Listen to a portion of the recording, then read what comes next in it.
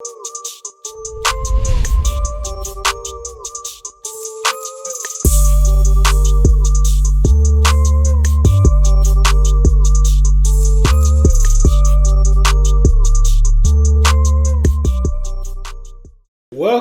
to another episode of Thought OPPS. The goofiness has started already. I am still Biz, one of your hosts, my co-host over there. What's up, y'all? I'm EJ Briz, y'all favorite host, the best one. Okay, whatever. All right, are you on a different show? Because I'm the favorite. That's what everybody tell me. So he look like he could play. See, no, you about to crack no, that outfit though, because that hat and everything looked like you played it like What's Happening or something. Like an old 80s show. Okay, we got a guest with us today. You know what I'm saying? We want to make sure our guest is comfortable and feeling good. Introduce yourself. I'm trying to make sure I'm comfortable. It's gonna be hard. I am Heybert Flex, HEYBERT FLEX, Mr. Pullout Game, A1 Lil Me Poppy in the building. Yeah. Let's go. Welcome. How many names you got?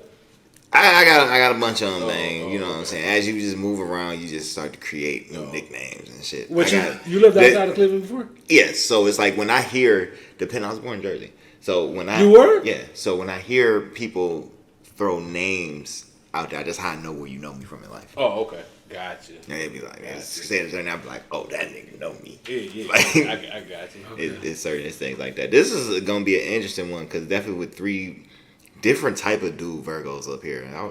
I definitely want to see what these conversations are. Yeah. See how differently, because they say we all alike.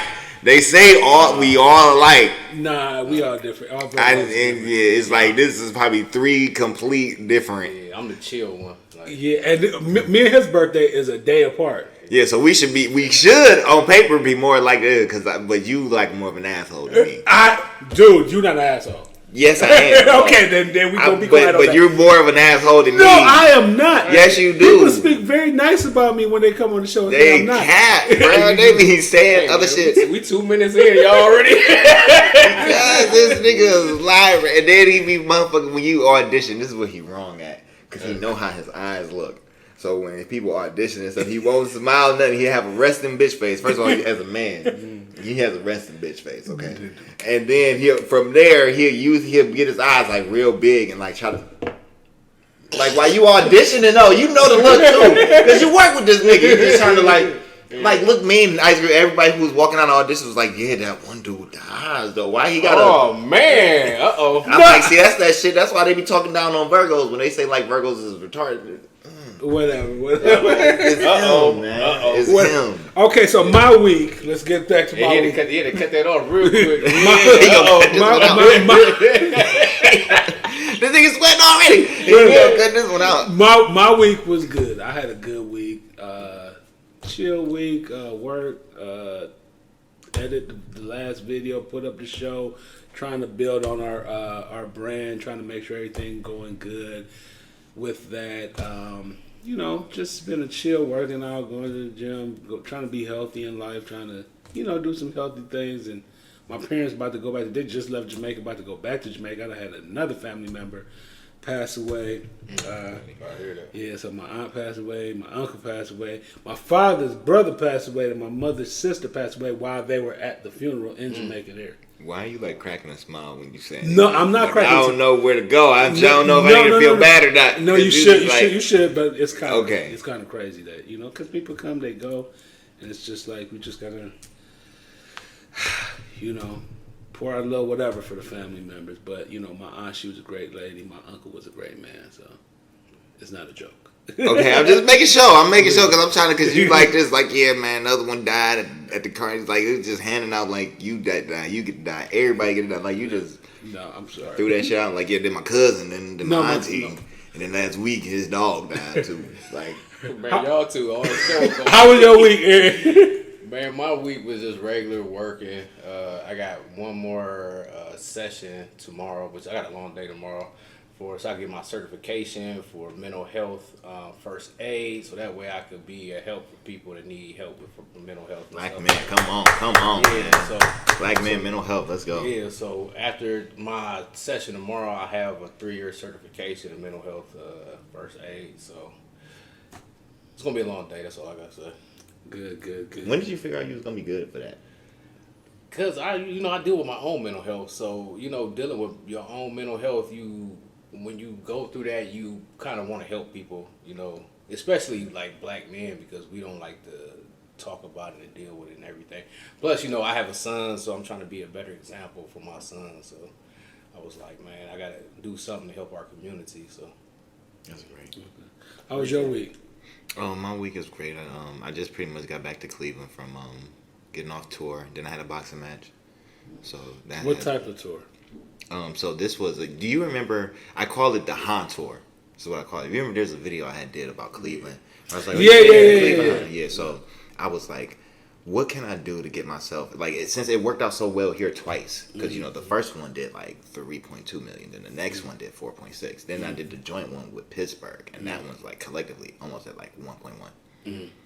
So then I was like, it'd be a good ass idea if I go do them in other cities, because if they liked it that much, yeah. So I did the Han tour. So what other cities did you do? Like Detroit, Louisville, Philadelphia, Newark, New Jersey, Baltimore, Richmond, Virginia. Atlanta's is written, but it's coming soon. Charlotte is written, and it's coming soon. Mobile is written, but I got to go back and film that. Alabama. Jackson, Mississippi. From there, Jackson, we went to New Orleans. Did that one with Juvenile. Okay. Oh, really? Yeah. Man. So there, Juvenile's in that one for the New Orleans. Houston. From Houston, went up to Little Rock. Got to go back there, redo theirs. Little Rock to Memphis, St. Louis. I stopped in Indy. I was supposed to go up to Minnesota and do that one with 50 Tyson, but the weather started getting all weird. It was cold early and shit, and I'm like, I'm about to play with that. Yeah. Just got to come back. And so, so all in total, and then I got to go back and do DC and Kansas City. So all in total, that puts me at 11 cities. DC, you got to do DC. You got to do DC, because that's one of them cities. Hey, It's like, when you do it, you got to name drop us, man. Since you on the show, you got to do that right. Oh yeah, for sure. I ain't got no issue with that. I thought he was about to say you. It was good. Bro, I went to every murder capital, bro. Yeah. And stood in each one of their hoods and had to film. Okay, but every murder capital, that list, when they put up each one, each one, it was welcoming though, right? Yeah, it was really cool. But it's you got to know how to maneuver around black people. Right. There's a lot of places, because when I'm getting info from the cities, and this girl's like, look, I'm gonna tell you about this place, but I don't want you to go there, but it's there. Yeah. But if you go there, they gonna hurt you. I was like, I already filmed that part. She said, what? And I'm like, yeah, girl, I'm from Cleveland. If you know how to deal with Cleveland, right. You know how to deal with Cleveland. You know how to deal with most people places. who know how to just Cleveland. They randomly punch you. Just like, hello, there it is. You can get that in Cleveland. So I'm like, if you can know how to deal with Cleveland ones, you can deal with them anywhere. Yeah, because these people crazy. Hey, man, you doing your thing, man. Congrats, man. Much love. For real. Yeah, because I'm figuring, if that's a 1 million view video in Cleveland, if that's a 4 million video in Cleveland, what is it in all those other places? Yeah. Right. And to really do that with Juvenile, the originator, man, that's big, man. On the 52nd anniversary of the hot song when it came out. Man, that's real big. And Juvenile, that was one of my favorite rappers back in the day. Grew up on Juvenile, man. And one thing that's real nice about him is he can move around New Orleans how he want to, freely. He don't gotta move around his city with a shiesty mask or none of that. Even though I did it while I was on tour for the first time, I wore a shiesty, and it was fun. Only because, first of all, I was on Kensington. You ever been to Philly? No, never been to Philly. Okay, so I was in Philly. This was my first time wearing a shiesty mask. Only because they got the street called Kensington, and I put the shiesty mask on only because I didn't want to walk down the street looking like this. Because this street got a whole bunch of drug addicts on it. It's littered with drug addicts. It's like The Walking Dead with drug addicts, and the police right there. The police be standing there, and the dude just getting hit up in his neck with the ketamine. Just bam. Ooh.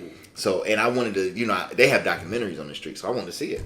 But I didn't want to walk down the street and yeah, well, I know you, and you he a little weird too, because he like to discover stuff. I like to discover shit. I like to discover shit. I'm the nigga Christopher Columbus. I like to discover shit. So niggas they doping up right in front of niggas. So I'm like, wow. I got my shiesty on, so I look a little more intimidating. So I don't like. But that was the one time. So, and when you got the shiesty on, nobody really don't. They really think like they look past you. Yeah. Like they look like they don't want no issue. But I liked it that Juvie could move around his city without a shiesty. Like he get that kind of love. Like that's the type of stuff. Like because I see niggas coming to the party with the shiesty on, I just leave.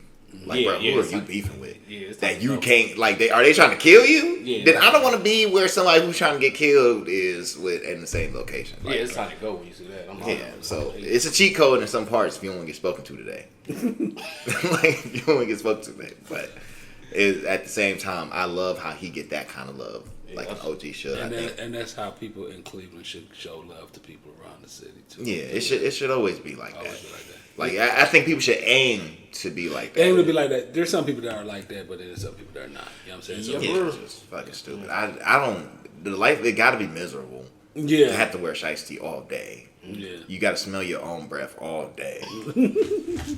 COVID. You know what I'm saying? COVID breath all day. It's gonna get funky eventually. Right. And then you gotta be.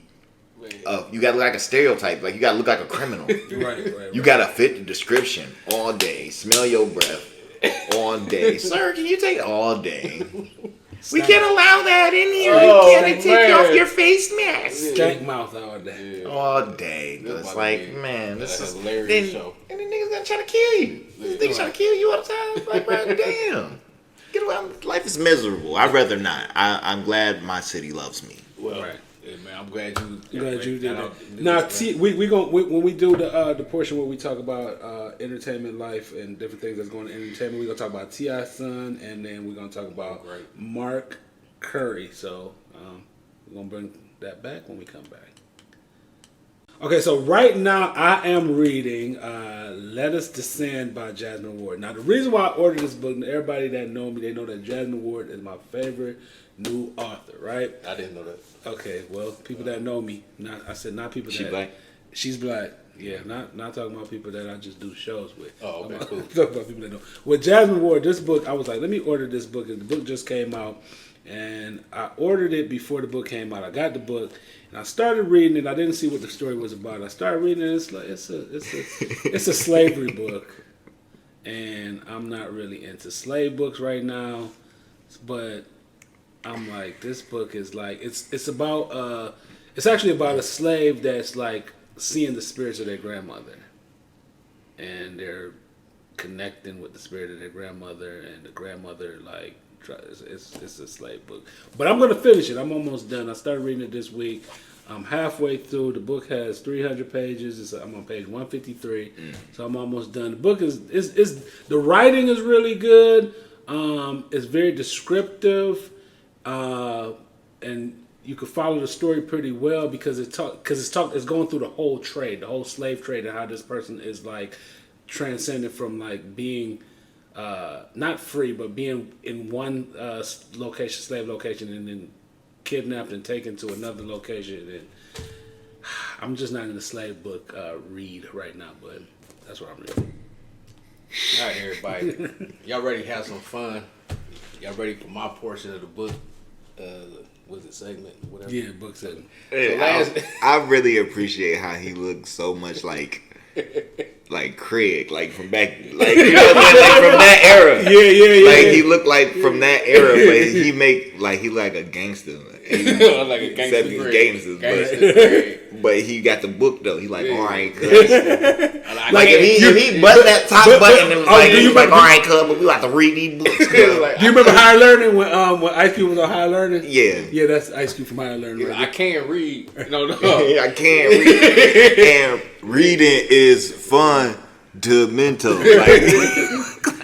But it's like he's so gangster, but you look cool. Well, I appreciate it, man. I tried, man. Yeah, so last week, man, I had a book. It was like a self-help. I'm tired of reading all these self-help books. I'm, dealing with self-help. I'm doing, mental health and everything. So I wanted to read something fun or whatever.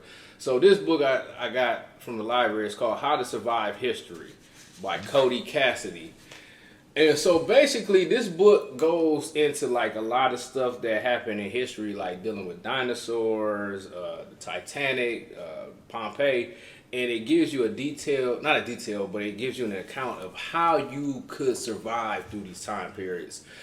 Just like, for example, the first chapter is like us three could probably outrun a full-grown Tyrannosaurus Rex, and they said it's nothing Us like three. Yeah, us three. Us three. Like, if we had to, man, we could dip out. I think 2, maybe. Whatever. But they was. I wouldn't say us 3. That's a gamble, bro. That's so who's Somebody. the Oh, man. Bro, you know who getting 8, bro. Look, I don't gotta be faster than a T-Rex. I gotta be faster than you. And I'm sure I'm faster than you. Okay. So I can admit I'm faster than you. What did you say? Yeah, so basically it was talking about how, like, niggas, so they was talking about how, like, the in the movies or whatever, like Jurassic Park, like how some of that is like fiction, and basically you would have to worry about like the smaller dinosaurs because they faster. They were saying as big as a grown T-Rex is, with all the muscle mass, their startup and them moving is not real fast. So by the time that they would start up to even come chase at you, you could just dip out, run through stuff and they everything. gotta fight through trees. Yeah. So basically, it's a good book. The raptor is way more of a problem. Yeah, that's what they were saying. Let like, me see. raptor- Let me see what it's called. How to outrun a Tyrannosaurus, escape, get Titanic. Okay, so how to survive history. Yeah, so I mean, this book has really been, keeping my I'm attention Titanic. because it's like it gives like a lot of good detail, situations. I mean, a lot of times when this stuff happened, these people didn't have all this science information, all this. So, but I mean, it just gives you like if you were to go back in time or whatever, how you could, survive some of these natural disasters, these things, Tyrannosaurus Rex, Titanic, and stuff like that. So it's a good read so far. You said you're reading a book. What book are you reading? So right now I'm reading The Mark. It is a series, and it's a part of the 12-book series called the Left Behind series by Tim LaHaye and Jerry B. Jenkins. Okay. So it pretty much take place in the book of Revelations. It's like it's like is it religious or is it like religious or is it scientific mixed with religion? It's like or spirituality mixed with religion. I wouldn't say it's like straight out of like it's straight Christian. It's a Christian novel straight up. Okay. So yeah, and he so pretty much it's just following following a group of people in the time of the Book of Revelation when all the things, the earthquake and stuff and the disappearance happens and stuff like that. Okay. So. And I'm just at the part of the series where it's called The Mark, where everybody gets Mark the of the Beast. So I'm at that part of it. Well, so far it's really a good series. Really, it's just so funny to see me with these books and stuff now at my age now because I just used to think reading was corny. Like, I used to think it was whack until I got that book in particular. This old white lady on the west side. I was like about to go get on the bus, and she was like, "I just want to give you this book," and I was like, "Bitch, give me a book, bitch." Like I felt like a homeless nigga getting like a sandwich over money. Like I asked for $1, but like, hey, bitch, I just boiled a bus pass, okay? And then you try to get on this bus, try to finesse this bus, and bitch, you gonna give me a book? I have whatever, thank you. And that book, like. Once I got back to the house, I just threw it. It fell behind the bed, and one day I picked it up and I started reading it. And it was the 3rd book into the series. You gotta go right it was back called Nikolai. It was the 3rd book, and that's when they were picking the Antichrist. Okay. And it was so good. He thought he was going to hell. He was scared. He probably had his flashlight and reading like. He's like, go to hell. It was so good that I went back, read the first 2, and they have movies for the first 2. And then I just kept on. It's crazy, and I probably read the book, and I probably like the book, and then somebody probably don't like because that last book. But I'm not a Christian. So the last book that I read, the one Leave the World Behind. Yeah. So I put it on Facebook, and I see that people start reading it because I said I read the book. Man, I was reading the reviews. I love the book. It's about to be a movie too on Netflix. I love the book. And I started reading some of the stuff people was writing. Like, I hate this book. This book is stupid. I'm like, I love the dang book. Dude, you gotta see some of the reviews. It's like they make me look stupid. Like, and I try to like tell them, but it's a good book. I don't know. It's a really good book. Mine has really good reviews, but the movie didn't get good reviews. So now they're not gonna keep the movie going. I'm like, I love the movie though. Yeah. Damn, man, I try to get people behind it. Like, I was promoting them one of those, like, hey, bruh, go see that Left Behind, that Christian movie. No, it's not like that though. I'm not a Christian either though, but this is a good movie. I swear to God. But books and movies are never the same. They're never the same. Because Leave the World Behind, they got like the young black lady supposed to be like an old black lady. Mm-hmm. So they changed the but the story looked like it's the same story. Then they got like, what's his name? Black dude that's playing the main character. Yeah, it's like, who, John Coffey? No. Marsh Ali, something Marshall, something Ali. And it's like he's supposed to be an old man, but they got like a young. Yeah, they got Julia Roberts. That character kind of like Just watch the last episode, y'all. Yeah, that's what. But it's gonna be a good book. Okay, so that's the book portion. Yeah, good job, man. Okay, so we're about to do the interview. You and me in the hot seat, so interview portion. Okay. So I know you're an entertainer, right? Mm-hmm. When did you realize? Because I know I don't want him talking to me. Can you ask the question? What, dude? Answer the question. I'm not gonna get no more people that I know. Nobody that I'm cool with. Oh man, y'all annoying. When did you realize that you wanted to be an entertainer? When I realized I wanted to be an entertainer, Scream Tour 1. I hope this don't bite me in the ass. Scream Tour 1, when Bow Wow was on stage at the Gund Arena. He was yeah, and he whatchamacallit, he was doing this freestyle to Love You Better by LL Cool J. And that's when I like had a moment. It was like about that moment.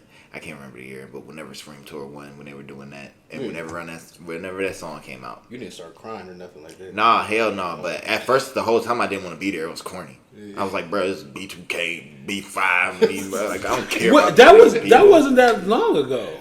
That was when New B2K and Nick Cannon was making songs. He talking about the first. That was a long time. Yeah, that was a long time. That's I said the Gund Arena. Yeah, that's a long. I didn't say the Q. Okay, right, the Q. Yeah, the Gund Arena. That's like, that's a long time ago. Yeah. So you looked at it, you was like, oh. So and then I remember leaving. So at that moment when it was something about the way that beat hit and stuff like that, and what I seen him doing, he was like the way he captivated people. I was like, damn, I really want to do that.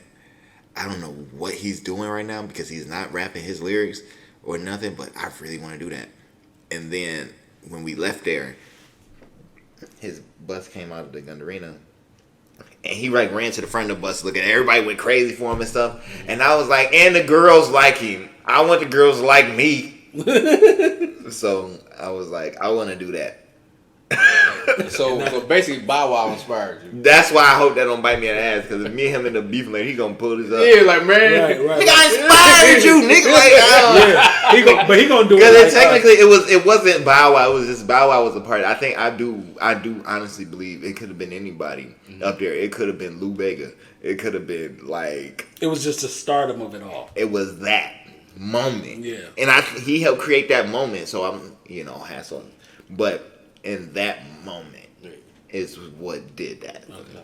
So yeah, man, I'm not gonna ask you no question off the paper. I just want what's up with the change? Just please explain that to us. Because I have the best pull-out game in the world. You know what I'm saying? If you what inspired? Where did that come from? What inspired that, man?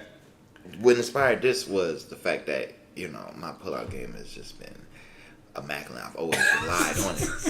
I've always fell back on my pullout game. Anytime that I wanted to be like wild or mischievous, anything, or if I want to go out and soy my royal oats or anything like that, if I fell back on my pullout game, if the condom broke, I fell back on my pullout game. Okay, it was always just the best. So make sure you got to keep yourself clean, so you don't make a mistake and then you stuck for 18 years.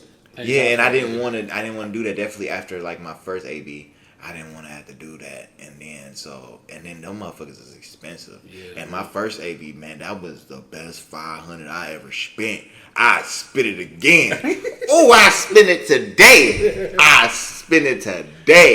Oh, so Woo, that first abortion I paid for, I would spend the money again. I would spend the money again and tip. What if she watching this show? She can watch. I don't give a fuck.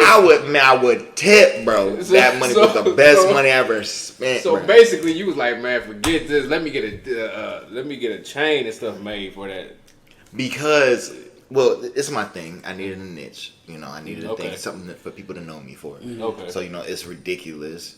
On top of that, it keeps people from, like, you're not going to snatch this chain. Like, you know, nobody. Yeah, the morning. Yeah. You don't want it. Like, You said you don't want it. it's for me. It's only for me. So everybody know, like, it's yours. Yeah, So that's a part of the persona of who you are. yeah, it's a part of me. And like I said, I really know everything. Like, pre-cum don't get girls pregnant.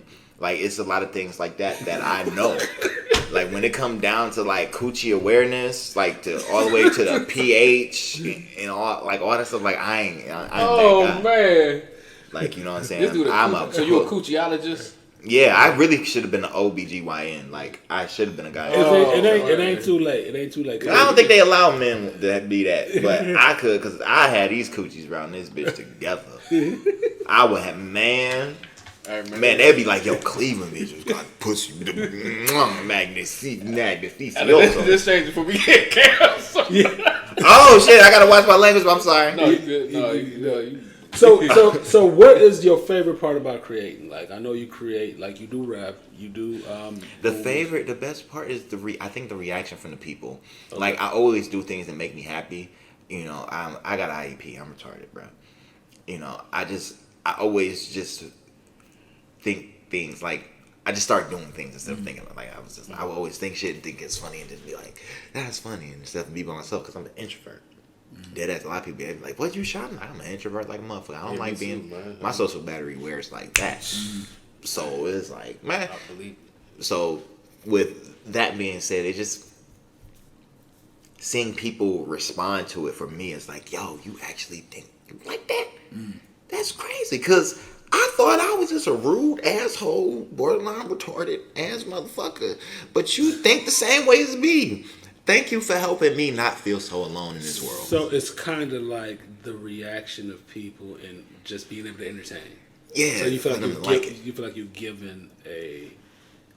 giving somebody something. That's a gift. Right. Okay. I just want them to like. When they like it, it makes me happy. When they don't like it, this is why, like, people see me in the comments and somebody leave a rude comment and I'll be rude with it, be like, man, this acting sucks. And I'll be like, yeah, man, I fucked up right there, but I'm gonna get better, bro. Just hang in there with me. And they be shocked that it's like, bro, he responded and positive. Like, bro, I'm happy. I'm for real life happy. Like, and I love this. So it's like, you can't hurt my feelings by telling me I suck. I'll just ask you how to get better. What didn't you like? Right. Like, I'll just get your opinion. Yeah. And then, like, somebody was like, somebody seen Airbnb, and they was like, yes, and I was like, she's I'm like, all right, watch this. I'm gonna spin the block. Next movie, I'm gonna knock your head off. I'm gonna knock your block off. Yeah, I mean, speaking of Airbnb, I mean, you did an excellent job of that movie, man. I wish I could have been. There's some parts I wish I would have been a little more maniacal on, but I think nobody else could have played that. Yeah, definitely out this city. Yeah. I ain't gonna lie. I kind of wanted to put hands on you when I was watching that movie. So. yeah. A lot of people did, man. Yeah, you were terrible. Like, yeah, y'all watch Airbnb. and Johnny Filmworks and. Some people lying, man. Yeah. I didn't do all what them girls said I did. I ain't peeing that lady plants. She had a cat, and she was using the dirt as litter box. Yeah, that was.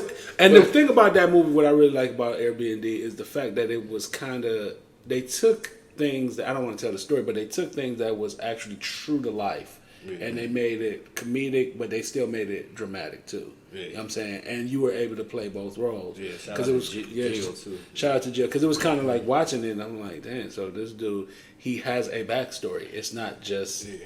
laughter. Yeah, because it seemed like you was in your element, like you was in your zone, and then especially, especially certain after, they, did the thing. It seemed like you was kind of in your zone or whatever. So. I really could have, like, one thing I learned from the film that I did after that one is how to like kind of like channel from or embody other actors.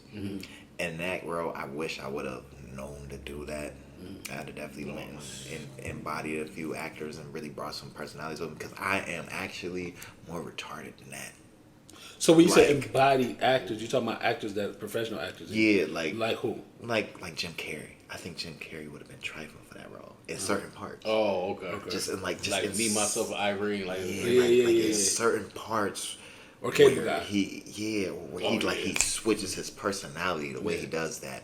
Or, you know what I'm saying? There's certain parts like that. A little bit of Cable Guy. Yeah, it was. Yeah, it was. To think about it. Yeah, it was giving a little bit of Cable Guy, because it was annoying, like to the point. Where, but not annoying to the point where you want to turn away from it. Like, it's just annoying to like, I got to see what happened next, because I want to strangle this dude. In this movie, like it was very like it was that good. I ain't gonna lie, Airbnb was that good.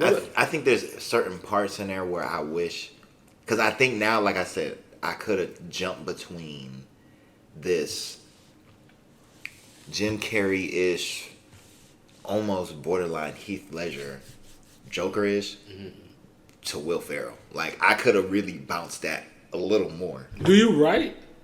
I've wrote before. I don't think it was really that good, but I'm gonna put it out on YouTube anyways, because we came outside. So I believe even showing you mistakes from time to time. Like, hey, look.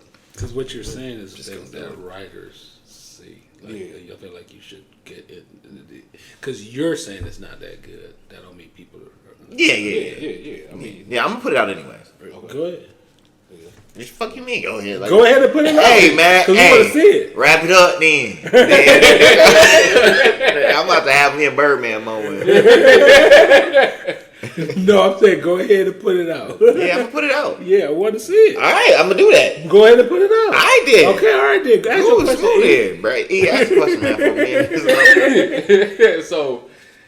Virgos, bro. You do your acting, you spin some bars in the cap. I give you that, you know what I'm saying? So boxing. How did you get into that?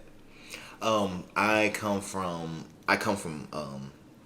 the lineage of fighters. Okay. So my if you go to Northern Wind on 86 and Superior, okay, there's a dojo there ran by Grandmaster Greg Mayo.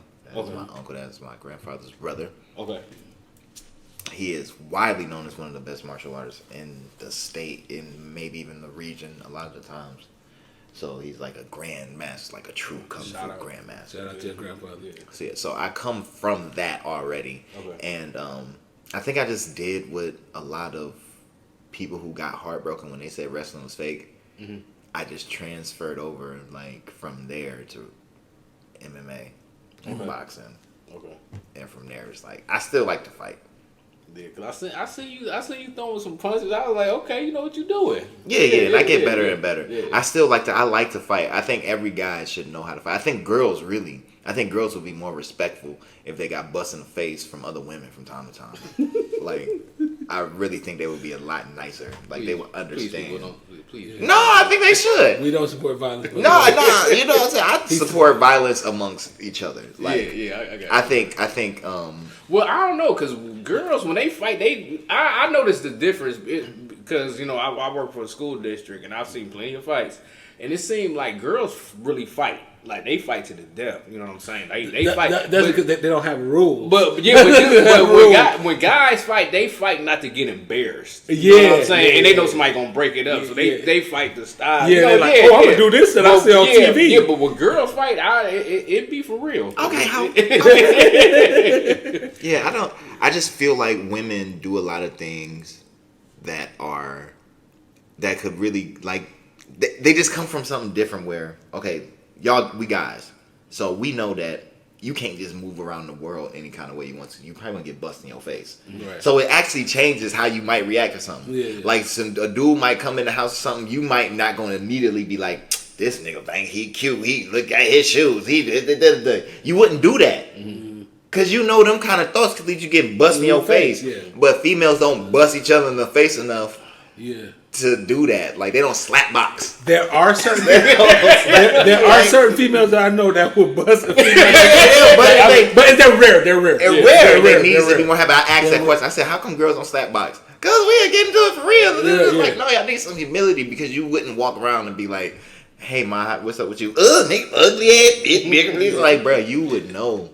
Like, if somebody should have went in your mouth, like another girl. Man. Yeah. So I encourage violence. I encourage, like, if I was the president, I would make workplace assault legal. Like, I would have a mediation room. I would have a mediation room. Every job has to have a mediation room. I had brought that up at work one time, like in a meeting. I was like, they was like, how can we make this a better place? I was like, well, we should have Fight Club.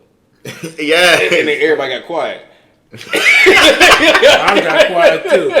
I'm like, yeah, he right. They like them two Virgos. We don't condone violence, you know. Just We don't condone, but I do. Come here, like, nah, that's a smart thing. I think in a work environment, just think of how your coworkers would treat you. Like if they knew, like, bro, you know what? I got a problem. Let's go to the mediation room. Yeah. And if you don't go to the mediation room with me, then you got to get suspended with no pay for a week. Here you have it, folks. There it is. Like, bro, y'all got a problem. Y'all got to go solve it. So y'all call the medic, like the school nurse, call the medic in there. Like, all right, round, go. Fight Club at work. Figure it out. I think that happens like just universal. That's if I was a dictator of the world, assault would be assault would just be one of them legal things. So you getting into the restaurant business, right? In the restaurant business. We see you did a commercial for the restaurant and for the food with Nisha. I ain't getting in no restaurant business. I just came with a cool way to help market people. Okay. So how did you? I like marketing. So how did you come up with that idea? With that idea? Yeah. Because I'm retarded, bro. I got an IEP. Okay. I have real life issues. They had me on Ritalin, Adderall. They had me on everything, Lubriderm. This when you was a kid? Huh? This when you was a child? Yeah. Okay. Yeah, they had me on everything that they could find. I think they probably would have had me on Viagra if they could have. But it was too new at the point. How was that experience working with them and doing the commercial? Yeah, because our families. What's up, Nazy? Yeah, what's up, Nazy? Because Nazy was there too. Yeah, we see Nazy. Yeah, Nazy talked about you on the last show. So yeah. So and I love Nazy because she was a big reason why I did that because she has a restaurant at Toss Up. Yeah. So but I always I come from an era of parody. You do too. No, you should come from. No, you lived through it because you should be older. I'm a little bit older than you. Yeah, go ahead. Continue. But because we'd be like, was it Russ Parr Morning Show? Yeah. Or something where they would just sometimes parody songs like tweet like, "Ooh, there goes my shirt." Yeah. They would just parody stuff like that, or that how you do that there, see town. Oh yeah, how you do that there? Would you drive in from that? So I'm just listening to the kids. Boy, my kitty talk everything.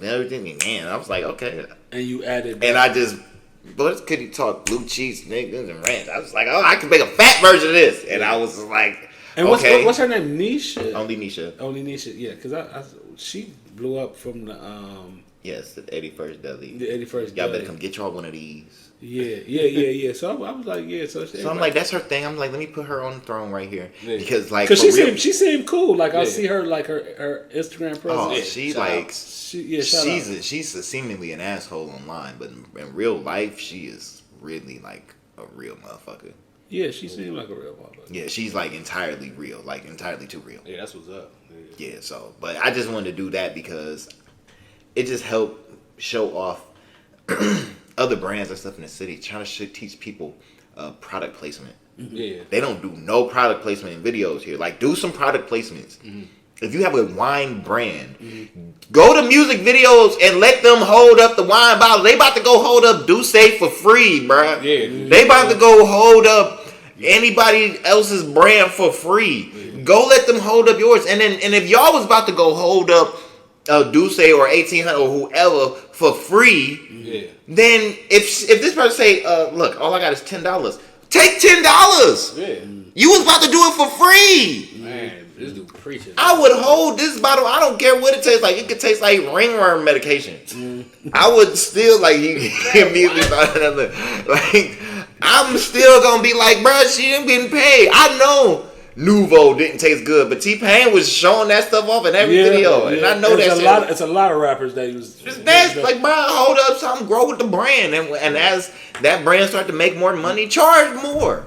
Be a part of like something, but yes, product placement. And that's why I do videos like that. That's dope, man. To show off everybody else, because you don't see me a lot in none of the videos for real. Yeah. Like you see me, but here and there, you can't even tell it's my thing. Because I like to show off people around me. Because I feel like that's where the power is. It's always in the people. Yeah, that's amazing, man. Yeah. And especially for you to do that, to look out for people locally too. That's dope, man. Yeah. I commend that for real. What do you have next as far as like your growth? Yeah, what's in the future for you, man? Okay, yeah. So for as far as me for the future, what's next is, like I said, I went and I did all those Han videos for all these different markets, for all these cities. So I know I have a bona fide video that's for sure going to do 5 million views in each one of these markets. Easily becoming probably the most viral video out of that city. Okay. This should be able to anchor me as a face in that city. Yeah. So from there, I can now start marketing with their businesses and stuff like that. The same way I do the foodie talk, I can do things like that there and in those other cities, and then start to capitalize off of the movies that they do. Because first of all, now that I come with all these different markets that like me, my movie price has to go up. Like Detroit. Yeah, it has to go up because I bring in different markets, and most of these motherfuckers don't. They don't do that. So basically, then you can't even put local by my name. Once 2 of these Han videos drop, local and me has to go out the window. So basically, you kind of giving a new blueprint on how to hustle and do things differently than just going. Because we independent. People need to start acting like they independent. We independent, bro. Nobody's coming to save you. Nobody's coming to put up $1 million. The day that you get to go with your mixtape and run to the tour bus of Boys to Men and hand them and make a CD and hope they turn you into something is over.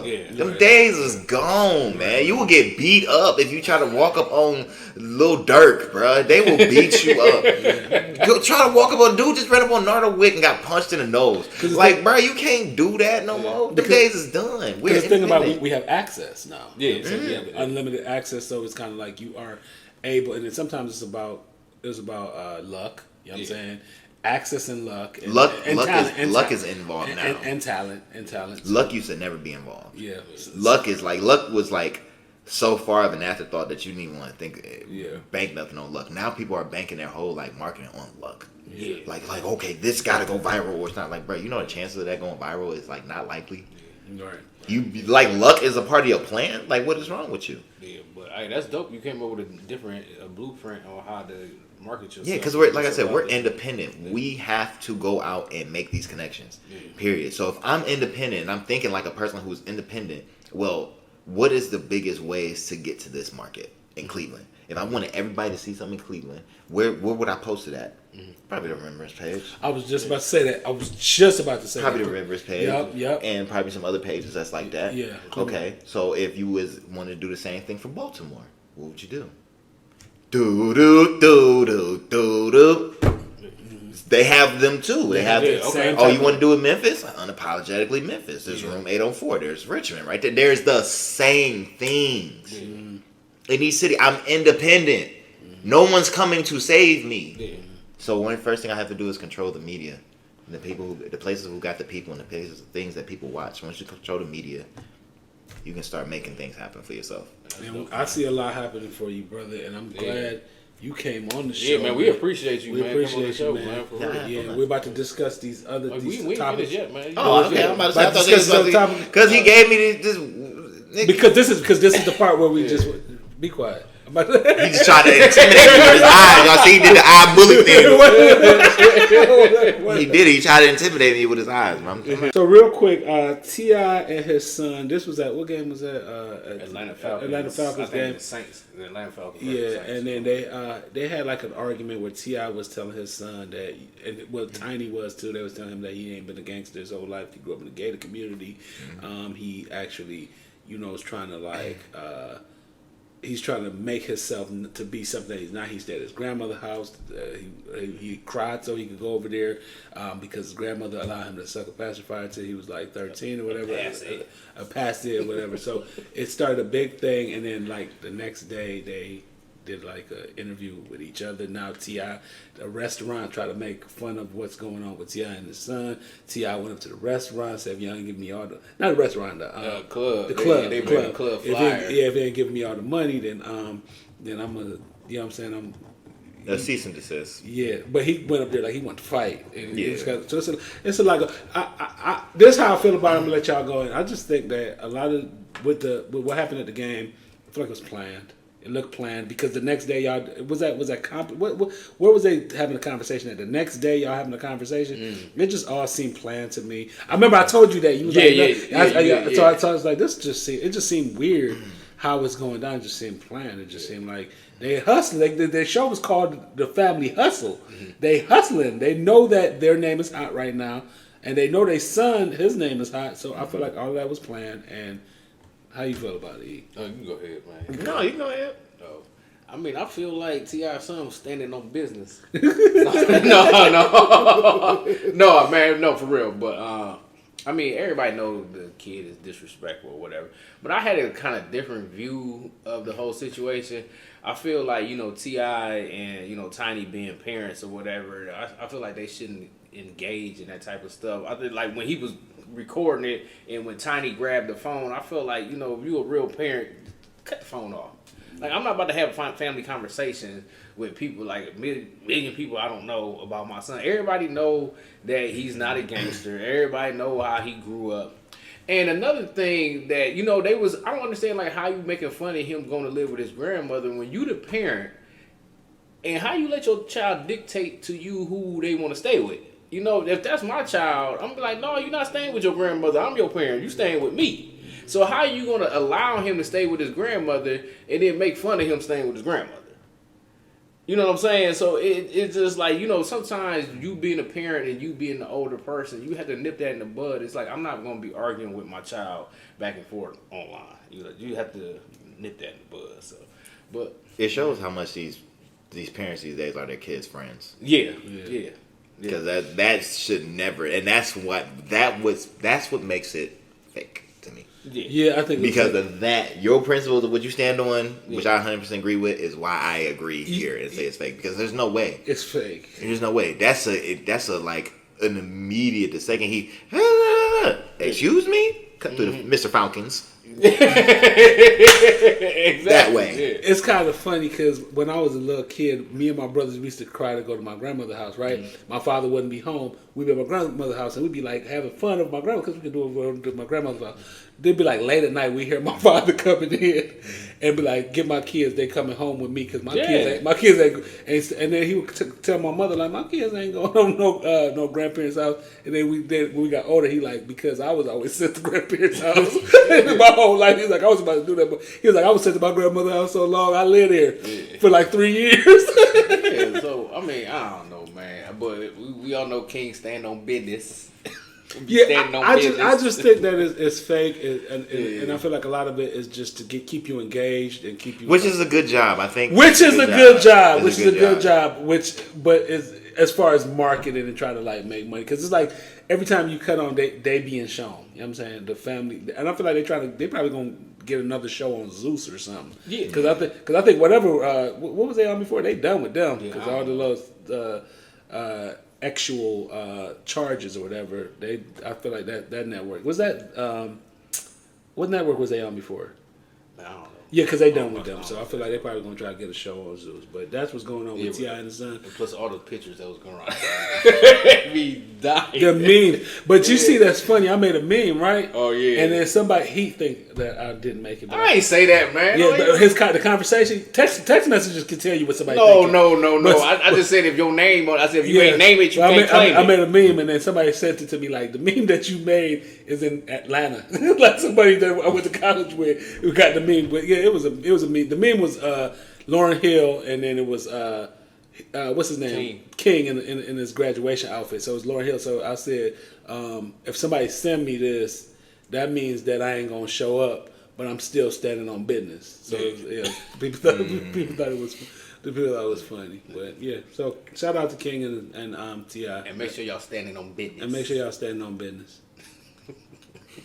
What's Cassie? So more. That was Cassie. No, it was Kim. Yeah, he did both. So more Diddy. I see we came on a little bit too early. So more Diddy story. So was that Mark Curry said that he saw Diddy? Yeah, former member of Bad Boy. He saw Diddy assault Kim Porter, break her nose. It's like a lot of people are coming out and saying a lot of these allegations are true. A lot of things that he did. You know, somebody else said, I love the person, but I don't like the behavior. That was what's his name? Nick Cannon. Mm-hmm. Nick Cannon said something. I just saw it today, like right before we doing the show. He said, because a lot of people know him, but it's like a lot of stuff. You know, it's kind of like when the R. Kelly thing was going on. It was like I already knew the stuff. You know what I'm saying? Yeah, you kind of like you already know. Shocked. You know, you're not shocked. So it's kind of like I'm not shocked with. I don't want to make any allegations because I wasn't there, but you know. Alleged, you know what I'm saying? So you already know, like, a lot of this stuff been going around for a long time, and it's just, I don't support anybody being essayed or anybody being, have to go through those things. That's how I feel about it, but that's what's going on with Diddy right now. I feel like right now it's going to be hard for him to actually have ownership of a lot of his businesses because a lot of companies, and just like the lady was talking about with the insurance thing, a lot of people don't want to work directly with him. So if he want to like really make money, he got to put a lot of stuff in other people's names, and if he want to give money back to his children, because his name is really shot right now. So that's how I feel about it. Go ahead. Yeah, to me, I'm just not shocked. Yeah, it's Diddy. Like, yeah, it is what it is. I see like a lot of those movies where they have like the music executive who just get all this money and then he's flipping out, and like even like Joe Jackson's supposed to have beat them. It's like them stories, like they happen. It's like if you look at the biopics and stuff like that, like them stories ain't come out of thin air.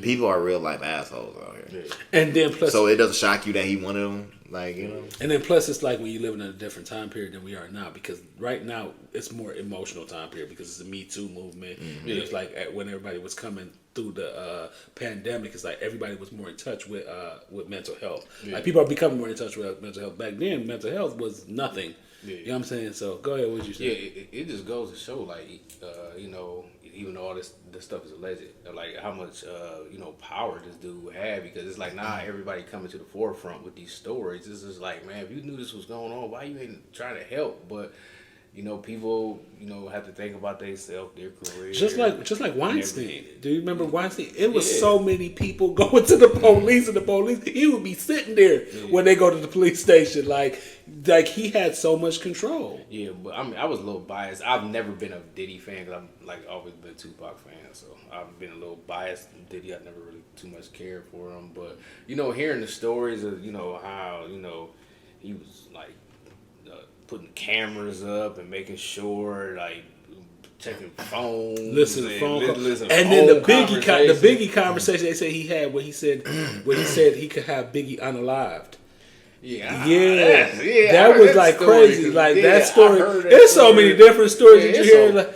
It's so much stuff coming out now, man. I'm just waiting for Lifetime to make the movie. I kind of hate when people in those positions buy themselves out of the situation, like how you did with Cassie. Yeah. Like it just make you look guilty. Yeah. Like it's like no, like I think he's made a mistake. I think he should just fought that. Unless you knew you was gonna lose, then you buy it out. But that just makes you. I was just about to say, when you know that you did these things, it's got because look, he just changed his name to Love. He going through a whole transition of who he is. You know what I'm saying? That could be legal. Huh? You know what I'm saying? No, Shine. Yeah, those cones. Love ain't did none of that. And then Russell Simmons, he done moved to a different country because of different things that they say about him. Alleged charges about Russell Simmons, and he living in Bali up there doing yoga every day. He ain't been back. He ain't been back since because once he come back, he gotta live with his past. Yeah, one thing I do want to say though, man. Wait, didn't he? Yeah, that's called getting the fuck out of Dodge. I forgot that man's name even existed. Right. That's definition of get the fuck out of Dodge. They need to have that nigga. Soon as the charges was coming up, he was like, "Man, I am out." You know what I'm saying? Because it's a lot of stuff that money and power. I think he was out before. He was out slightly before. Yeah. But them niggas was like, hey! All they seen was the door open. Like, oh, he's out of here, bro. Yeah, but I just hate when people be making comments like, "Oh, every time a black man make it, they want to." I'm like, man, I don't think it had nothing to do with yeah, I'm race. like, dude, if you just Some don't people are do it- assholes. Yeah, if you just don't do it, just True. Some people are just assholes. I mean, you seen him on Making a Band. I mean, he made him walk to get some cheesecake, man. Yeah. Like, you know, he did come a on, lot, man. and then he did a lot of stuff on Making the Band. Yeah. Like he just like he was dogging, and then when he did Making the Band, the return with the where they had like him and Aubrey O'Day used to always get into it. But Yeah, that, she to been me, on- to me, that's just a personal relationship, though. Like you never know, like their relationship with each other. She been on him since day one, though. Yeah. Like, You would have got the cheesecake? I wouldn't even been there, man. I told you I was a Pac fan. I ain't got nothing to do with that. I mean, but okay, let's say it's the other way around, and that was instead of Diddy, that was Suge Knight. Is you going to get the cheesecake? Is you walking to LA to get the It cheesecake? depends. Dude, you already there. Like you trying to get famous? Hell yeah, you gonna do that shit. You would do that shit, wouldn't you? Immediately. Yeah, because I would have I was like, come on, y'all, let's get out the way, let's get out the way, Yeah. get out the way, get out the way. But would you, when you got the cheesecake, would you have ate it or would you just make sure? it was for him. It was- I know, that's what I'm saying. I'm gonna make sure I'm gonna get him. He, I'm gonna get one. he too. probably threw it all in their face, like, man, I don't want to eat this. Yeah, Diddy was an a-hole. How he used to do Mr. Bentley, like Mr. Bentley. Yeah, where's Mr. Bentley at? Mr. Bentley is the one who they need for the surviving Diddy. There's no surviving Diddy without yeah. Mr. Bentley. I forgot all about it. 'Cause whatever Bentley say is law. Yeah, I don't care. He could be like, man, we had a menage with 3 rabbits. Bruh, it's law. They had talking They have rabbits. not talked to Mr. Bentley. Where is he? Yeah, at? that is true, man. I ain't Mr. seen Bentley knows. Bentley. And Mr. Bentley, if you watching, we need for No, you he to probably hiding. He be like, man, I don't want to answer nothing. Yeah, he probably living a normal life right now. Wow. Diddy probably text him them 2 eye emojis that look like this. Oh, he probably just sent that nigga, that nigga's. Stay away. I paid you off a long time ago, Okay. bitch ass. With that, motherfucker. with that umbrella, like, Yeah. That motherfucker gone. That nigga went on that umbrella, went to Switzerland. Will never be seen again. Will never be seen again. Whatever he say though, it's law. I'm gonna believe it. It can be pure horseshit. I'm gonna believe it. Yeah, because he was there a long time and he noticed and witnessed a lot of mess. Man, and I already know because it's just that amount of money. It's like, how can you not? Like, we heard this, what the last big lottery was, what, almost $2 billion? Mm-hmm. Just imagine having that kind of money. How can you not? How can you not go and do shit like niggas was mad at Trump for the Stormy Daniels? Like, nigga, he was a billionaire. Who not gonna fuck his crush, bro? That's like you getting money and fucking Buffy the Body or Pinky. They'd have been on the menu. Would they not have at that age when you had $1 billion? Like, bruh, y'all on the menu, bruh. There's no how to hit hoops and delicious. Money does bring out. It brings it out. Yeah, It's it nothing. does. There's a certain type of power that brings out. That's why people kill you for it. Mm-hmm. It's a certain amount of power, and we watched Diddy have it.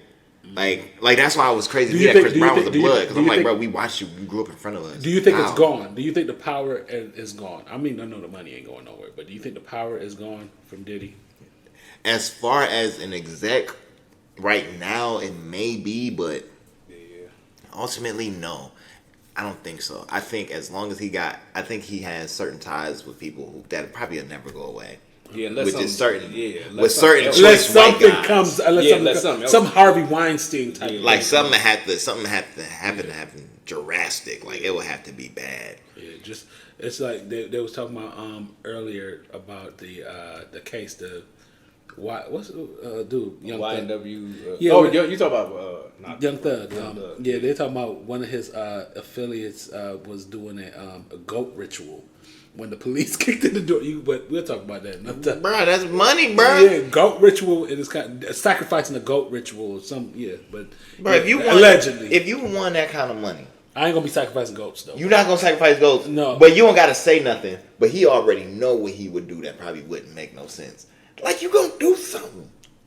Well, You gonna do something. It depends. And then if you don't stop it, if it goes unchecked, it becomes a Diddy Harvey Weinstein. But it situation. depends on your spirituality and where you at spiritually. You know what I'm saying? Like, at a time when I was, like, always drinking, I probably would have been dumb enough to do certain things. You know what I'm saying? Yeah, but, like, now... Dumb enough. You was certain things, you gonna do it all. But now it's kind of like, you know, like, spiritually, I feel like I have a good relationship with God, and I feel like I know who I'm... You know what I'm saying? And that's when your ass gonna win the lottery. That's when they give it to you. It comes from when you all gave 10% to the church. Ass nigga, Yeah, like I'm gonna call him like doo doo doo. that's when they fucking win, man. Right. It ain't gonna be no fun. Watch this nigga crash and burn, rise to the top. How you gonna get all that money and it don't end in And the thing is, I almost died before. You know what I'm saying? I've been in a coma. You know what I'm saying? I know you different though, yeah, because you had that pass. Yeah, I damn died. I had 40% chance of living. You know what I'm saying? So it's kind of like, God, give me another chance. Might as well do a couple of good things. You know what I'm saying? Yeah, Right. Sure. but you know, I don't know. A lot of people gonna do something with that money, Right. And when you think of that, I just already know Diddy is one of the niggas. That Yeah, money, and plus, he bro, had money gonna since do he was it. so young. He had money Yeah, since he was so bro. young. Because age does matter when you get that type of money. You're gonna do some weird shit, bro. Your life haven't been normal for a long time. You're right. All right, we back with our featured topic. So we got one topic left, and our last topic is how important is community.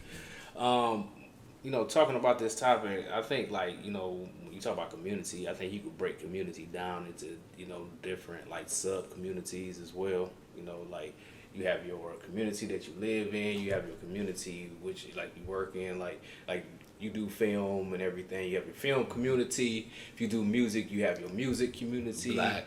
Black community or whatever. So I just think that, you know, all these little sub-communities just makes one big community. So, I mean, how important do you feel like community is? Whichever you want to talk about. You want to talk about sub-community, big community, you know, surrounding communities, how we live, you know, where we live at and everything. So how important do you think it is? I mean, I think that community is very important because that's how we grow, you know what I'm saying, as people. And as far as, like, even right now, like, with you doing things that's going viral and you doing things that you actually, like, do movies and things like that, you need that support of community, that community support, because you need people to you know, like, community starts, like, right directly, you know what I'm saying, your family. Sometimes we don't even get that. You know what I'm saying? Your family is the hardest people to support you. Yeah. And then your close friends is another hard people to support you. But then people that don't know you that well, those people will always support you. But you Because they're from the community. yeah, from the community. So it's kind of From like that particular community. You don't get that. Yeah. So how important is that for you, as far as everything that you've done too? I would say, I look at community. I'll talk about it from this perspective, from a marketing perspective. Okay. It's very important to have community. When I look at a person and I'm looking at how we're gonna market them, I look at each community like, okay, you ain't got no hair, so y'all from the bald community. Okay, even though you black, but I look at each thing like that. So it's like it's gotta be a community. There's gotta be a blog for bald niggas. Yeah. Like, okay. It gotta be, but it's like y'all alliance, like, you know. But just like that, that's a community of people. Just like how there's a community of Christians, race car drivers, girls with lashes, girls with just nails. These are all different communities. So it's important marketing wise, because when we all come together, like, okay, we're pushing some music. And okay, I'm like, all right, so we need to go to the hair community because it's bald niggas. We need to get them to start fucking with y'all. You know what I'm saying? We got the beard niggas. We gotta get the beard niggas to start fucking with y'all. If you wear a lot of plaid shirts, I'm like, okay, we gotta market you on the West Coast because there's a lot of them. I'm looking like Craig. It's the plaid community gonna be involved. It's a community for like everything, because and I think it really shows that you're never really alone. Yeah. Even as creepy as some shit is, like, how did you know so many people wanted to, like, men wanted to go into the girls' restrooms? You know, like, how did you know how many people wanted to be down with that until now? Because of the internet? Because of the internet, you know? You didn't even know that the internet allowed us to see what communities is really out there. This is a community of clan members, a community of anything. And it's, like, really important to know as many communities as you can. Because when it comes time to push your agenda, you're gonna need each one of those communities behind you. And that's a marketing sense that you've built to actually. That's pretty intelligent. That's Yeah, pretty smart. Yeah, because somebody told me, he was like, this dude, he was like, "Why? I thought doing street boxing was beneath you," and I'm like, you're not thinking of it from my perspective. I now have footage to take to the boxing community. Yeah. I have footage to take to the fight. So now all the fighting blogs, like how we got a World Star Hip Hop, Yeah. they got a Fight Star Hip Hop too. You know, basically Yeah, this yeah, thing. yeah. So now I get to market to them. Have so you I boxed? get more fans. Have you? You know that X Compound? They got like a boxing ring out there. Right? Have you been there? No. Okay, I know that. What's his name? Vision. Mm-hmm. Yeah, he be out there a lot. So I thought, he funny. That dude is funny. Yeah, no, he's hilarious. Yeah, he's hilarious. But yeah, you're right. Communities are very important if you want to push anything. If you want to actually build on, you know what I'm saying. And sometimes what you were saying about the communities, I'm talking about like, what about communities like raising kids? Like, does it take the community to raise these kids? Like, does it take like? Not no more. Because I know that back in the day. I know back in the day it was Yeah. something, but since I'd never seen it to a point where it was like that, I came in at the end of getting paddling. You started when paddling probably just was fresh, didn't you? Mm-hmm. Yeah, so paddling was fresh. Once I went to a school that had paddling, and I never heard that paddle get broke out at all because we was the fuck up out of there. So therefore, and I think that truly ended the community thing. That truly ended it. And plus, you don't really trust people to raise your kids. Yeah, and I think back then too, there was a lot more respect for people. You know what I'm saying? Yeah. Like when it came to the community, now it's just like you look at somebody wrong, it's an issue. Or whatever. But community is important. It's really fucking important to the lifestyle. But if it's not going to be important and you just going to live for you, then you need to be in a place where you can just live for just you. Because the community will never... Like if we were to talk about like a true community, then we're going to talk about like, okay, we know how much you've been eating this week. How much food you took from the depot and everything, because we need to know what's going on in your house. Are you a murderer? Or what the fuck are you doing? So Anthony Sowell like situations never fucking happen. Mm-hmm. Like that's the deepest part of community, and I know we so far away from there, we probably never get back there again. Yeah, but I think we're in a period where we mind our own business, because it's like even if you try to talk to somebody or get into somebody's business, you got people that want to do something to you. You know what I'm saying? So you got a lot of people like, hey, it's none of my business. I remember a particular story when it really is your business. Yeah, exactly. I remember a particular story. Speaking of community, I remember when I first moved to America, I had a principal. I had a principal like I was 9 years old, and I had a principal. Community, they supposed to build you, because you talk about paddles. And I remember was in the offices, this white kid, he was being really bad, and you had just got here. I had just got here, but I was a good kid, so they put me in there to tell the teacher put me there to tell them what the other kid was doing. Yeah, just came from Kingston. From Mandeville. Mandeville. Yeah, that's it, Mandeville, Jamaica. So then the principal was like, white man. This was a white man. He told me, and it was another. He told me that don't laugh at this kid, because it was a white kid. He was like, because he gonna be your boss one day. You ain't never gonna be nothing in life. You ain't never gonna be. Dude, it was like my first experience. I didn't know, because we ain't no white people in Jamaica. Huh? I was 9. I didn't know what to say. I didn't know what was going on. You know what I'm saying? Because I never been around white people. They miss up in about. I never heard. Yeah, and I had an accent back then, but I had to go home and ask my mother, like, what the heck is? Because I know you had an accent. Yeah, it was thick. It was very thick. So but I was like, what the hell is Shopkeep out right there. I was like, I went home. I said, I want this. I want to go on. Me guy at school, and the man said, you're never gonna be nothing in life. And then I'm up there like, this is community, because this is how the community is with the white people. You know what I'm saying? It was the first race. Then my mom called the teacher, who was black, and the teacher explained to her like, yeah, we gonna have to. But my mom already knew about racism. You know what I'm saying, but this is your first breaking. This is my first, so I thought white people. So it was kind of, but then it made me like, it put me in a bad place, because it made me feel like, so it's us against them. Mm-hmm. You know what I'm saying? So as a little kid, but my mom like, no, it ain't like that. But I'm like, as a little kid, I'm like, well, but it was. It was. That's how I felt. You know what I'm saying? I got to get older and have different experiences to realize. Because I thought Democrat meant black for the longest. Yeah. So I had different experiences to realize that everybody white ain't racist. You know what I'm saying? But that experience was a bad experience. And I'm like, so we gotta stay away from that community. You know what I'm saying? But that was a learning lesson, dude. Your Jamaican side of the family, they impressed with your English? Well, my whole family is Jamaican. Like my dad's Jamaican, my mom's Jamaican. All right, dude, they be impressed with your English though? Nah. They speak English. They live. They No, because you got like good job. He's a good job English. Dude, Like no, your English so good that your Jamaican sound like. Okay, Eric knows me, right? So it sounds like a gringo. I have cousins that graduated from Penn State, Ivy League Penn. I got a cousin that graduated from Yale. I got so my English to them sounds stupid. That's how I get out of them. You know what I'm saying? So it's kind of like, so it's kind of like I sound like. Okay. Do you have anybody left who just? Yeah, one, two, dude, they still not like that, but they still live in Jamaica. They like where I go, where I come from, where in him. You know what I'm saying? They still got like real strong accent. I'll be like, man, what the hell is this? Like, dude, why you get rid of yours? I understand. I moved to Cleveland, bro. That's what happened to mine too. Yeah, I moved to Cleveland. Cleveland is like. No, how many Jamaicans live here? The Jamaicans that live here are probably related to me because Jamaica ain't got no big. Cleveland don't have a big Jamaican community. Yeah, you know what I'm saying? So it's kind of like I got here. When you find them though. Yeah, I found them Africans. I said, ooh, I found a bunch of them. But you know what's funny though? A bunch of like young Africans and shit. I found a bunch. You know what's funny? Because when I used to go out to New York and I would like meet Jamaicans out there, I'm like, "Oh, you from Jamaica?" They was not impressed because they're like it's one down there, one down there. But in Cleveland, when you meet another Jamaican, everybody for real. What about the Jamaica you come from? How long you there? Where your parents' name? Where your last name? You know what I'm saying? They try to like find out all this stuff. But when you in New York, they're like, oh, you from Jamaica? They're like, yeah, nigga. Like nobody cares. Most of them are from Jamaica.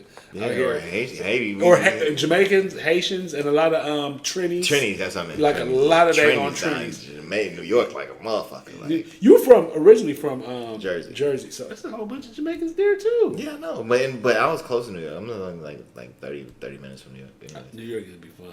Yeah, so it's not. I live in Queens and Left Right. So while y'all reminiscing, okay, go ahead. So back to community. I got a question about community, the importance. So I got community D. Okay, sounds very important. Oh man. So man, I don't want to I don't want to sound negative, but in the things you do in our community or whatever, there's kind of like a lack of support a lot of times or whatever. So how do you? So what you mean? You don't think so? No. But you don't think there's a lack of support? No. I see what he's not focused on that. No. It's not that I'm not focused on it. It's not. I think it's a lot of support. That's what I'm saying. It's you're not focused because if you focus on the lack of, you won't notice the support that's there. Okay. Yeah, but it's because I see what he's talking about. Mm-hmm. But I'm not focused on. It's not that I'm not focused on the support or the lack of support. It's the fact that no, these motherfuckers will support you. Because I see them support Louis Gucci's and shit like that. I see them support Burger King. So they will support you if you either bend to their needs in a way where it's like, okay, you can fit into their lifestyle correctly, or if you give them something to believe in. I feel like a lot of people, definitely in my field, feel like just support me because you know me. Like, nigga, no, it don't work like that. Like, you have to understand, I look at everybody in my family because, family probably going to be some of the last to get on with it. Yeah. I look at them like normal people that I got to impress. Like, you can't just tell these niggas to believe it just because it's you. It's like, bro, we from the sandbox. That sandbox mean I'll fight for you. Mm-hmm. That don't mean I'm about to just believe in this weird-ass thing that you trying to go do. Like, nigga, make it make sense to people. Okay. So that's why I feel like, when people say like man, it ain't someone to support here. Like, no, you don't support you enough for niggas to support. Mm-hmm. Because if you support you enough and you get it serious, then they gonna stop and approach you and stuff like that. Mm-hmm. Like you can, the strangers are believing you first, right? Mm-hmm. So if I know you gonna be harsher on me because you done seen me fuck up money and you done seen, so the real me. So you gonna be the hardest person to get on my side anyway. So you having a good support system. You know what I'm saying? When so the support system gonna come when you show that you're worthy of the support. Mm-hmm. Burger King and McDonald's has showed these people, they fed these people when they was down bad and only had $1. Mm-hmm. They gave them food, so it's gonna be hard. They gonna get that support. Mm-hmm. So sometimes you're not gonna catch these people when they down bad. You gonna have to get this shit popping and rocking, and then they gonna see it, and then they gonna start to support. It's gonna snowball. It's always gonna snowball. You know, they're not just because they're around you don't mean that they're gonna support you. So stop acting like just because it's a lack of support from your community. You still have to put in the work to get their faith. You know what I'm saying? Like I said, I'm not a Christian, but nigga, Jesus had to die. Like, bruh, he had to die, and still people all the way ain't there. But bruh had to die. Bruh had walked on water. Some people was like, nah, I don't believe that. They turned the fish and the water and the wine, all the fish and bread. Kept the party going. They still didn't believe it. He had the water wines. They still didn't believe it. This motherfucker got killed on a cross, tossing the rock. Nigga came back. That's what nigga had to go through for niggas to believe in the community. So basically, Bruh, if you're not willing to die and come back, don't be mad that they didn't support you. Because they can tell that you're not willing to die and come back. They know you. They know your lazy ass. So, go ahead. No, I'm just saying that I agree with a lot of stuff that he said. It's kind of like you have to prove your worth in order, because people are very fickle, and their attention is not that. The attention change really fast. Like, people can love you one day. You gotta continually change to please people. You don't have to change who you are or what you're doing, but you have to continually do different things to entertain. Just like him doing like different movies and stuff. Like, I remember older stuff that he was in, and I watch it and I'm like, okay, that's funny, it's okay. But then when I watch Airbnb, I'm like, man, this dude have grown. You know what I'm saying? And people got to see that. You have to, like he said, you got to prove your worth, their support. Yeah. Is that what you mean, right? Because it's not going to be given to you. And I know there's like the community support is important to get it, but you make sure you go get it. Go get that support. Like, you see during election time, that's when the councilmen be walking down the street. You don't usually see them all the time, but they know when they need your support, when to go get it. And that's when they go stop at every other community, the barbershop community. They stop at every community. And if you really think about it too, sometimes you would go into the attitude like people don't be supporting, and then when you lose that attitude and then you actually go in, you will be like, dang, these people actually do support. Like I told you when I was doing the comedy shows and stuff, it's like, it was weird, dude, when you see people that you went to high school with and people that you went to like elementary school that would show up to your stuff, because you never thought people would just support you like that. Like, sometimes support is very surprising. Yeah. So I mean, not to put words in your mouth or whatever. So basically, you saying you need to focus more on the positive and don't pay attention to the negative as much. Be a good member of your community and understand that these people that you want to support you, it's not their job to give you to. That still has to be earned. Just because you done did whatever, they're not just supporting you just because we're related. You have to earn their respect, and you have to earn their attention anyway. So one more thing, not to make this lengthy or whatever. No, so what are you doing to improve your community, be a better community member to help people? I am the biggest person on community cleanliness. I am the biggest person on that. Like, I will go anywhere, and a lot of this footage is going to start coming out because most of it is just stockpiled. But I'll just be out randomly in a different town, and I'll just have a big backpack and a trash scooper, and I'll just go clean up the hood. Did you see how he was when he came here? He was like, "Oh, it's clean in here." Yeah, that's the first thing he said. That's what I was thinking. The first thing he said, he was like, "Oh, it's clean in here." I was just thinking that when he was talking. Yeah. I'm big on the neighborhood cleanliness though. Like, I'm super big on that. Like, my street, if you come down my street, it's almost no trash at all. Yeah, because I'll walk up. That's good, man. Immediately. So the first thing I do is I say it's cleanliness, and I think if we can see and keep our areas clean, then from there we can learn to start appreciating what we actually have, and then we can really, really start putting an end to gentrification and things like that. That makes sense. Remember we was having that conversation about my neighbor. He was like, he stopped me. I didn't want to talk to him because I don't like talking to neighbors. And he stopped me. He was like, "Man, I actually." Your face say it too. But what he said, just talking to him. But what he said was good. He was like, "Man, I see you walking around and you clean up around the area." He like, "Man, I feel like that." But then he called me the wrong day. He gonna say, "You trying to clean today?" I'm like, "I like doing it by myself. I just like cleaning by myself because you don't want your neighborhood to look terrible." Yeah, exactly. Market value of your house that went down. You know what I'm saying? You're right. I mean, no, I do because for my house the house next door to me was for rent. And every time somebody would come, to come see it, the house that was on this side. Yeah. So I would go on this side of the house, and I would just let shots off. And that right there, and then the people would run out that house and stuff like that. Oh, we can't live over here. And it kept that house nice and empty for a long time. Because I live on a one-way street, the parking crazy, and they wasn't about to let people park in that backyard. And they got 3 units over there. I'm like, y'all about to add 3 cars to the streets? I don't think so. Booga, booga, booga, booga, booga, ka. And then be looking outside too, like, damn, what? They don't. I'm trying to move too. This sounds like Airbnb a little bit. You do what you gotta do, but at the same time, I come down there, I keep it clean. You know what I'm saying? Because I do want it to be. It's like a Sour Patch Kid. They be like, that crazy dude that be busting the gun, he real clean though. Yeah, I'm clean. Like I clean the whole block. I will clean that motherfucking block. Yeah, but that's dope, man. So I mean, like you said, man, when it comes to community, you gotta do your part, whatever. You know, just like I do my part. You know, going out, volunteering, and there's plenty of opportunities for people to volunteer if you have your free time to do stuff like that or whatever. And you can just go do it. You don't have to have a program. Yeah. I ain't with no program to go. I'm not with no neighborhood cleaning team. Right. Motherfucker, that's me. You just want your neighborhood to be clean. And it's important that I don't move from the hood. Like a lot of people got to get away from the hood. It is more important that I don't leave because that's now one less clean person on the block. Now you just opening the door for some unclean motherfucker to do the opposite. Right. No, more people like me need to come back. Take advantage of the low rent. Take advantage of the low property. Fix it up and own something, and then continue to show this area that it needs to continue to come up and inspire the other people in the neighborhood. We need more of us. Stop moving out to the heights and shit. Stay in the hood. Anyway, on that note,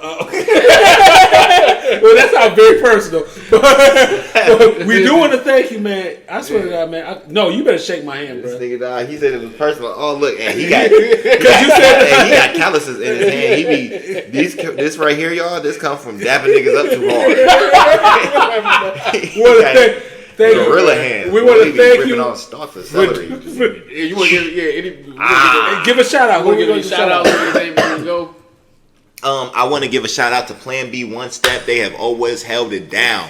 You know what I'm saying? I want people to understand that that's because you pop Plan B don't mean you can't get pregnant, okay?